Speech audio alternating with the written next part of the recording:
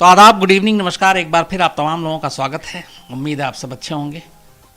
और आज कहानी की शुरुआत करूं उससे पहले आप पूरे क्राइम तक फैमिली के साथ एक खुशखबरी भी शेयर करता हूं कि हाल में आपको बताया था, पिछले करीब दिसंबर में था शायद, वो एक सहमी गलियां जो रेड लाइट एरिया के ऊपर हिंदुस्तान के डॉक्यूमेंट्री बनाई थी क्राइम टीम ने, उसको तब ITA अवार्ड मिला था। और उसी प्रोग्राम को बेस्ट करंट अफेयर्स का एक दूसरा अवार्ड इस सैटरडे को 16 फेब को मिलने जा रहा है। ENBA अवार्ड है ये, एक्सचेंज फॉर मीडिया, ये तो बेस्ट करंट अफेयर्स शो के लिए। तो मैंने कहा आप लोगों से शेयर करूं। और अब कहानी की तरफ आते हैं। आज की कहानी और कल की कहानी को लेकर भी कुछ सवाल थे, परसों की कहानी को भी लेकर कुछ सवाल थे, मैंने नोट किया है, वो आगे आप लोगों को सुनाऊंगा। एक चीज़ और भी शेयर करता हूँ, बहुत सारे ऐसे मेल आजकल पढ़ रहा हूँ जो गुजारिश ये कर रहे हैं कि सैटरडे को आप 2 कहानी रिकॉर्ड कर दिया कीजिए ताकि संडे भी सुन लें। तो बड़ा मुश्किल हो जाता है, इसलिए फ़िलहाल हफ्ते में 5-6 दिन ही बहुत है। थोड़ा हम लोग भी सुकून मिलता है, आराम कर लें, क्योंकि कहानी सिर्फ रिकॉर्ड करना नहीं होता है। उस कहानी के लिए बहुत सारी चीज़ें आपको रिकॉल करनी होती है, बात करनी होती है, रिसर्च करना होता है, तो थोड़ा सा वक्त लगता है। तो फिर कभी ऐसा मौका मिला तो। लेकिन आज की कहानी जो है, मुझे लगता है कि अब तक इस कहानी के जो सिलसिले की शुरुआत हुई है, कई महीने हो गए, अब तो शायद 150-200 से ज़्यादा कहानियाँ हो गई होंगी, उनमें ये सबसे अलग है। ये कहानी मतलब किस तरह से कहूँ कि किस कैटेगरी में इसको मैं फिट करूँ। कहानी बहुत इंटरेस्टिंग है, कहानी में बड़े सस्पेंस भी हैं, कहानी कई जगह पे मतलब रुलाती भी है, कहानी कई जगह पे फिर गुदगुदाती भी है आखिर में। लेकिन पूरी जो कहानी है वो थोड़ा सा हट कर है जो आमतौर पे मैं आपको कहानियाँ सुनाता हूँ। और इस कहानी के पीछे की कहानी ये है कि ये कहानी हम लोगों ने इस पर शो बनाया था, और मुंबई में तब हमारे रिपोर्टर थे, और साहिल वहाँ पे हैं, चूँकि साहिल जोशी मुंबई ब्यूरो को लीड करते हैं, तो उन्हीं की टीम में से किसी एक उनके जानने वाले पुलिस ने, जो पुलिस अफसर ने, उन्होंने फ़ोन किया था और बताया था कि उन्होंने केस सॉल्व किया है, आप करना चाहें तो। और ख़ास तौर पे उस पुलिस वाले ने कहा था कि यह वारदात की स्टोरी है। तो फिर वहाँ से पता चला, रिपोर्टर से बात हुई और स्टोरी 2 लाइन ही सुन के लगा कि वाकई ये स्टोरी है जो जानी चाहिए। फिर हम लोगों ने इस पूरी स्टोरी को कवर किया और इसको दिखाया था। और मुझे नहीं लगता कि आप में से ज़्यादातर लोगों को इस कहानी के बारे में पता भी होगा। बहुत कम लोगों को शायद इसकी जानकारी होगी। ये कहानी है बेंगलोर टू दिल्ली। इस कहानी की शुरुआत बेंगलोर से होती है, दिल्ली तक की है, और ये जैसे जैसे कहानी आगे बढ़ेगी आपको परेशान करेगी, क्योंकि ये कहानी एक बीवी के 17 दिनों की कहानी है। बेंगलोर रेलवे स्टेशन से शुरू होती है कहानी और मुंबई में आकर ख़त्म होती है, लेकिन फिर पूरी तरह से जो ख़त्म होती है वापस बेंगलोर में ही ख़त्म होती है। 7 अक्टूबर 2011 तारीख, जगह बेंगलोर रेलवे स्टेशन। तानिया नाम की एक लड़की, जिसकी हाल में शादी हुई कुछ वक्त पहले ही साहिल से। साहिल बेंगलोर में ही काम करता था, दोनों हस्बैंड वाइफ खुश, शादीशुदा ज़िंदगी इनकी अच्छी चल रही थी। इसी बीच में ऑफिस के किसी काम से साहिल को मुंबई भेजा जाता है किसी असाइनमेंट पर। तो साहिल मुंबई पहुंचता है, और मुंबई जाने के बाद वो अपना काम ख़त्म करता है और उसे लगता है कि उसका काम ख़त्म हो गया। तो फिर वो सोचता है कि काम ख़त्म हो गया है तो क्यों ना तानिया को भी थोड़ा मुंबई घुमा दें, वक्त है। तो वो मुंबई से बेंगलोर फ़ोन करता है तानिया को और कहता है कि तुम मुंबई आ जाओ और हम लोग मुंबई घूमते हैं, उसके साथ वापस बेंगलोर लौट चलेंगे। तो तानिया भी खुश हो जाती है कि चलो पति के साथ रहने का मौका मिलेगा, मुंबई भी घूम लेंगे। तो 7 अक्टूबर 2011 को तानिया बेंगलोर रेलवे स्टेशन पहुंचती है, ऑलरेडी रिजर्वेशन था उसका। ट्रेन में बैठती है, ट्रेन तय वक्त पर बेंगलोर रेलवे स्टेशन से रवाना हो जाती है। जिस जगह पे तानिया का बर्थ था उसके सामने 2 और लोग बैठे हुए थे, उनका भी रिजर्वेशन था।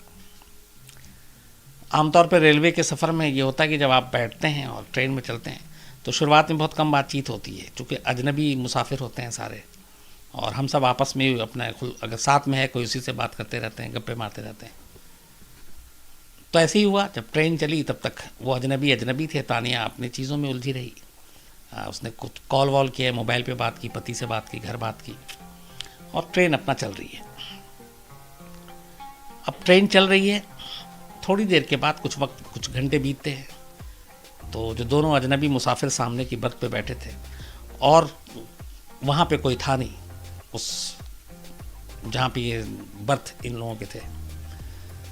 थोड़ी देर के बाद हाय हेलो से शुरुआत होती है, अजनबी से बातचीत। वो दोनों मेल थे, तानिया भी हाय हेलो करती है, उसे लगता है सफ़र लंबा है, चलो बातचीत कर लेते हैं। तो थोड़ी बहुत बातचीत होती है, वक्त बीतता जाता है, कई घंटे गुजर जाते हैं, फिर वो बातचीत इधर उधर की होती रहती है अजनबी और इन दोनों के बीच में। कुछ वक्त बीतता है, बेंगलोर बहुत पीछे छूट चुका था, मुंबई करीब आती जा रही है। मुंबई अब ज़्यादा दूर नहीं है और बेंगलोर पीछे रह गया। तो अब वक्त इतना बीत गया था कि अब उस दोनों अजनबी से बातचीत के दौरान लगभग बेतकल्लुफ़ हो गई थी पूरी तरह से तानिया, और वो लगातार बातें कर रही थी, सफ़र भी कट रहा था, और इतनी बेतकल्लुफ़ हो गई कि कुछ वक्त के बाद जब मुंबई नज़दीक, उन दोनों अजनबी मेहमानों ने, जो हम सफ़र थे ट्रेन में, उन्होंने चाय ऑफ़र किया तानिया को। इससे पहले भी उन्होंने ऑफ़र की, लेकिन तानिया ने मना कर दिया था। लेकिन अब चूँकि बातचीत बहुत कई घंटे साथ हो गए थे, तो तानिया इस बार इनकार नहीं कर सकी और उन्होंने चाय दी और चाय उसने पी ली। तानिया चाय पीती है और चाय पीने के थोड़ी ही देर के बाद अचानक उसे लगता है कि नींद आ रही है। उसके बाद वो सो जाती है। सोने के बाद कुछ घंटे बीतते हैं, तानिया की नींद खुलती है, और जैसे ही वो नींद खुलती है तब भी वो नींद बेहोशी की हालत में थी, पूरी तरह होश में नहीं थी। लेकिन नींद खुलने के बाद उसे इतना एहसास हो गया कि वो ट्रेन में नहीं बल्कि किसी कार में है।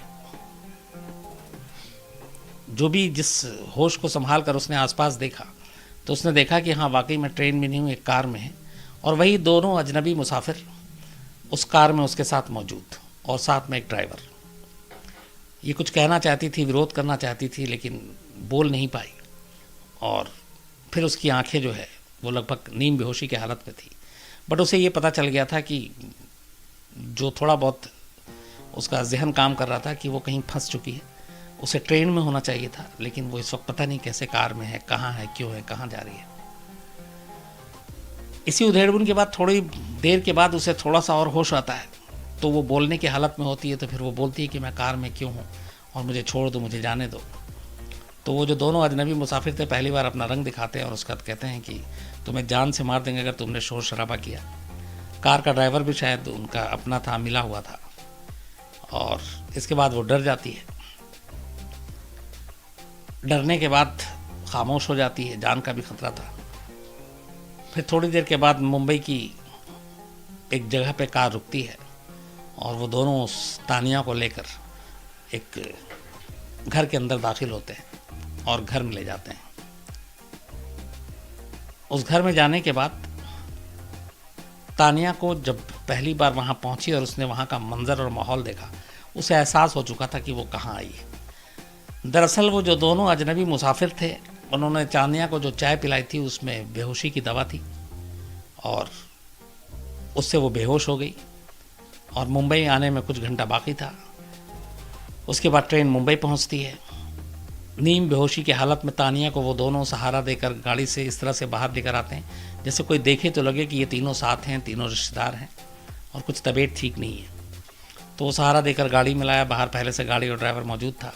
और उसके बाद वो जब लेकर आते हैं, और जिस घर की मैं बात कर रहा हूँ उस घर का मंजर और माहौल देखकर इसलिए उसे एहसास हो गया क्योंकि वो एक रेड लाइट एरिया था, और उस रेड लाइट एरिया का एक वो घर था।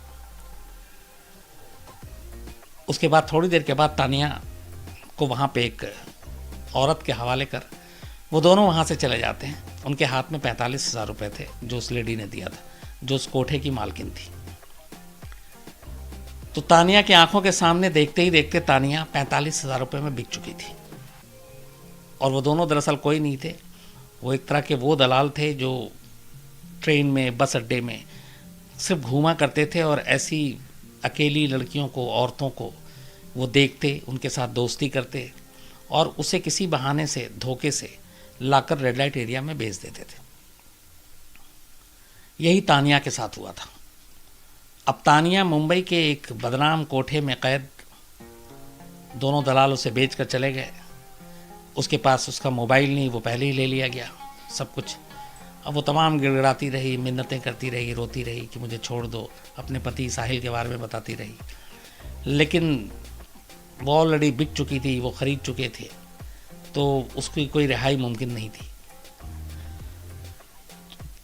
एक आध दो दिन तो ऐसे ही गुजरता है कैद में, और उसे बार बार ये समझाया जाता है कि अब यहाँ से तुम्हारा निकलना मतलब मुमकिन ही नहीं है। तो जो कहा जाए वो करो, तुम जिसमें फरोशी के धंधे में उतरो, वरना तुम्हें मारेंगे पीटेंगे। बट वो ज़िद पे अड़ी रही और उसने कहा कि मैं मर जाऊंगी लेकिन ये नहीं करूंगी। पर वो लोग भी, उन्हें मालूम था कि ऐसे कैसे हैंडल करते हैं, तो उसको बहुत टॉर्चर किया गया, मारा पीटा गया, कमरे में बंद कर दिया गया। कई कई दिन तक वो कमरे में बंद रहती और हर वक्त निगरानी, ज़बरदस्त पहरा। और इस बीच में वक्त बीतता गया। उधर साहिल चूँकि स्टेशन पहुंचा था लेने के लिए तानिया को, उसे मालूम था कि वो पहुंचने वाली है इस ट्रेन से है बर्थ नंबर तक, लेकिन ट्रेन से सब मुसाफिर उतरते हैं, तानिया नहीं उतरती। साहिल परेशान, मोबाइल पे फ़ोन मिलाता है, मोबाइल स्विच ऑफ, घर पे फ़ोन मिलाता है। पता चला कि घर के लोगों ने तो वहाँ बेंगलोर रेलवे स्टेशन से विदा किया था, उनके सामने ट्रेन रवाना हुई थी। अब वो घबरा जाता है, हर तरफ ढूंढता है, पूछता है, लेकिन कहीं तानिया का पता नहीं चलता। तो आखिर में थक हार कर वो अगले दिन मुंबई पुलिस में रिपोर्ट लिखा देता है अपनी बीवी की गुमशुदगी की, और वो सारी चीज़ें कि वो इस ट्रेन से चली थी, इस कोच में थी, इस बर्थ नंबर पे थी। पुलिस भी अपना काम करती है, रेलवे पुलिस, और सबसे पूछताछ करती है, लेकिन तानिया का कुछ पता नहीं चलता। इस बीच धीरे धीरे वक्त गुजर रहा है और तानिया के ऊपर उधर लगातार जुल्म ढाए जा रहे हैं, और उसे कहा जा रहा है कि उसे ये काम करना है, और लगातार उसके ऊपर टॉर्चर, धमकियाँ, मारपीट सब हो रहा है। लेकिन तानिया अपनी ज़िद पे अड़ी हुई थी। करते करते करीब 15 दिन बीत जाते हैं। जो घर की, उस कोठे की मालकिन थी, वो उसको लगातार धमका वमका कर सब कुछ भूखा रखना, सब जितने जुल्म ढा सकते हैं वो किया। 15वें दिन तानिया के पास वही लेडी पहुंचती है और उसको फिर से कहती है कि देखो अब तुम्हारे पास कोई रास्ता नहीं है। कुछ लड़कियों से ज़बरदस्ती उसको कहा जाता है तैयार करो, वो तैयार होती है, और फिर थोड़ी देर के बाद उसके कमरे में एक ग्राहक आता है और बाकायदा धमकी देके कि अगर तुमने कुछ उल्टा पुल्टा किया तो तुमको मार देंगे, क्योंकि तुम्हारे ऊपर पैसे खर्च किए। अब 15वें दिन वो एक ग्राहक को कमरे में भेजा जाता है, कमरे का दरवाज़ा अंदर से बंद हो जाता है। अब तानिया को लगा था कि उसकी ज़िंदगी अब ख़त्म है, क्योंकि अब बचने का कोई रास्ता नहीं है और शायद अब उसकी आबरू भी नहीं बचेगी। तो इसी उधेड़-बुन में वो जो ग्राहक आता है उसके सामने वो अचानक रोने लगती है और हाथ जोड़ती है, पैर पकड़ती है, मिन्नतें मांगती है, अपने बारे में बताती है और कहती है कि मैं ऐसे ऐसे, मेरा पति यहाँ पे है, मैं उसके लिए आई हूँ, और इस तरह से पूरी कहानी वो उस ग्राहक को बता देती है। ग्राहक नसीब अच्छा था तानिया का कि कोई अच्छे दिल वाला था, शरीफ इंसान था। शरीफ यहाँ पे कहूँ कि ना कहूँ ये दूसरी बात है, लेकिन ये कि वो उसकी बातों को सुनकर उसको तानिया से हमदर्दी हो गई। तो उसने कहा ठीक है, मैं तुम्हारे साथ कुछ नहीं करूँगा, बल्कि तुम बताओ क्या मदद करूँ। तो उसने कहा आप मुझे एक अपना मोबाइल दे दो और एक कॉल करना है मुझे। उसने मोबाइल दे दिया। अब बंद कमरे के अंदर तानिया फ़ौरन अपने पति का, साहिल का नंबर मिलाती है, और इधर साहिल परेशान, लगातार कई दिन हो गए पुलिस में रिपोर्ट लिखाए हुए, तानिया का पता नहीं। बेंगलोर से भी लोग आ गए, फैमिली के भी लोग आ गए, मुंबई में जगह जगह ढूंढ रहे हैं, तानिया का कोई सुराग नहीं। और मोबाइल पे हर घंटी पे उसकी नज़र आहट कि शायद तानिया का फ़ोन हो। और इत्तेफाक से उस दिन अचानक मोबाइल की घंटी बजती है और ये फ़ोन उठाता है अननोन नंबर, और दूसरी तरफ से तानिया की आवाज़ सुनते ही पहले दोनों रोने लगते हैं। फिर तानिया अपनी कहानी बताती है शॉर्ट में, क्योंकि उस वक्त वो फंसी हुई थी। और तानिया को चूँकि ये पता नहीं था, ये मालूम था कि वो एक रेड लाइट एरिया में है, लेकिन कौन से कोठे में है, किस नंबर का कोठा है, ये सारी चीज़ें उसको जानकारी नहीं थी। वो बिल्कुल नई थी इन चीज़ों के लिए। उस ग्राहक ने उसकी मदद की। उसने बताया कि मैं इस जगह पे हूँ। तो फिर उसने पूछा कि पूरा पता बताओ। तो उस ग्राहक ने उसको पूरा एड्रेस दे दिया, क्योंकि वो अक्सर जाया करता था, उसे सब मालूम था। तो उसने ग्राहक के बताया हुए वो पते को अपने पति साहिल को नोट करा दिया। साहिल ने उसको हौसला दिया कि तुम जहाँ इतना तुमने बर्दाश्त किया, रुको बस, मैं तुमको अभी वहाँ से निकलवाता हूँ, छुड़वाता हूँ। ये कह के फ़ोन काटता है। फ़ोन रखने के बाद अब साहिल के दिमाग में अचानक एक कशमकश थी कि अगर वो पुलिस को बताए और गलती से पुलिस को खबर हो और कोठे तक ये बात पता चल जाए तो तानिया को वो लोग नुकसान पहुंचा सकते हैं, और अगर वो ना बताए, देर करे, तो हो सकता है तानिया को उस ठिकाने से कहीं और नए ठिकाने पे ले जाएं, फिर उस तक पहुंचना मुश्किल हो जाएगा। तो इस उधेड़-बुन में तो कि क्या करे, ऑलरेडी रिपोर्ट पहले लिखाया हुआ, पर पुलिस को फ़ोन करने का उसको लगा था कि थोड़ा जोखिम भी हो सकता है, ख़तरा हो सकता है, और ना बताए तो तानिया इधर से उधर जा सकती है। इसी उधेड़-बुन के बीच अचानक उसने सोचा कि न पुलिस को बताते हैं और न कुछ और करते हैं। उसके दिमाग में एक प्लान आया। उसके बाद वो सीधे उस बताए हुए पते पर खुद अकेले पहुंच जाता है, बिना पुलिस को इन्फॉर्म किए हुए। और कमाल देखिए, मतलब इसे आप क्या कहेंगे कि एक पति अपनी बीवी को बचाने के लिए एक कोठे पे ग्राहक बनकर पहुंचा, और अब वो उसी कोठे पे पहुंचा, एड्रेस उसके पास था। वहां जाने के बाद वो कोठे की मालकिन आती है, ये अपने आप को ग्राहक ही शो करता है। उसके सामने एक एक कर सारी लड़कियां पेश की जाती हैं, वो सबको रिजेक्ट करता जाता है, क्योंकि उसकी नज़र उसकी अपनी बीवी तानिया पर थी कि वो आए तो कहें। धीरे धीरे जितने कोठे की लड़कियां थीं वो लगभग मना करता गया, और इस बीच में वक्त हो चुका था, काफ़ी देर हो गई थी इसको वहाँ से पहुँचने में और तानिया से बात करने में। तो वो जो तानिया का उस वक्त हमदर्द बनकर जो ग्राहक आया था वो जा चुका था। तानिया अब अकेली थी।